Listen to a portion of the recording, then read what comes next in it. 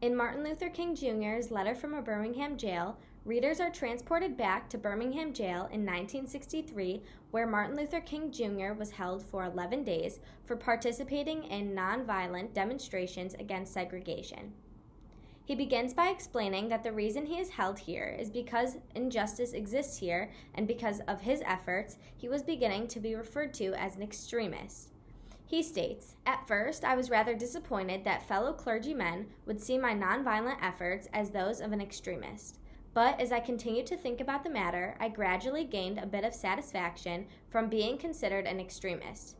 Was not Jesus an extremist in love? Love your enemies, bless them that curse you, pray for them that despitefully use you. Was not Martin Luther, his father, an extremist? Here I stand, I can do no other, so help me God. Was not Abraham Lincoln an extremist? This nation cannot survive half slave and half free. Was not Thomas Jefferson an extremist? We hold these truths to be self-evident, that all men are created equal. So the question is not whether we will be an extremist, but what kind of extremists we will be. Will we be extremists for hate, or will we be extremists for love?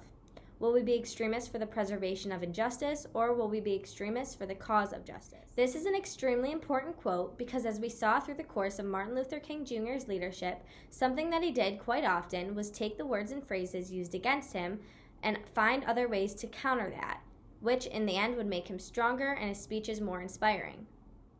Just as Socrates felt that it was necessary to create a tension in the mind so that individuals could rise from the bondage of myths and half-truths to the unfettered realm of creative analysis and objective appraisal, we must see the need of having nonviolent gadflies to create the kind of tension in society that will help men rise from the dark depths of prejudice and racism to the majestic heights of understanding and brotherhood.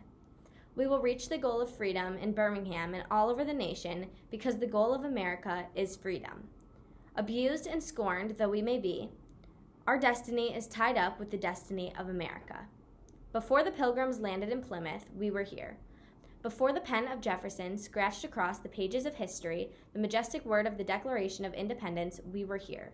For more than 2 centuries, our foreparents labored here without wages. They made cotton king, and they built the homes of their masters in the midst of brutal injustice and shameful humiliation.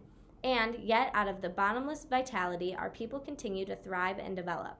I really enjoyed the fact that although this letter is about Martin Luther King Jr.'s race to end segregation and racial discrimination in Birmingham, Alabama, he still ties in other important influencers from our history, such as Socrates and Thomas Jefferson. In this, Martin Luther King Jr. uses a lot of repetition to make his point very clear to the readers, such as by saying, "I am extremely disappointed with." Whether it be him disappointed with the church, the police, or the federal courts, he keeps reiterating the same fact. He also uses the rhetorical element of pathos to attempt to convince his readers of his purpose using emotional anecdotes and imagery. An example of this is when he's discussing a confused African-American 5-year-old boy who says to his father, "Daddy, why do white people treat colored people so mean?" Other examples of this is when you are humiliated day in and day out by nagging signs reading white and colored. Or when your wife and mother are never given the respected title Mrs. Or when you are harried by day and haunted by night by the fact that you are a Negro, living constantly at tiptoe stance, never knowing what to expect next, and plagued with inner fears and outer resentments. Or when you are forever fighting a degenerating sense of nobodiness. To conclude, Martin Luther King Jr.'s attempt to stop segregation truly has made an impact in the way that we live our lives today. Without him, who knows where we would be? Thank you.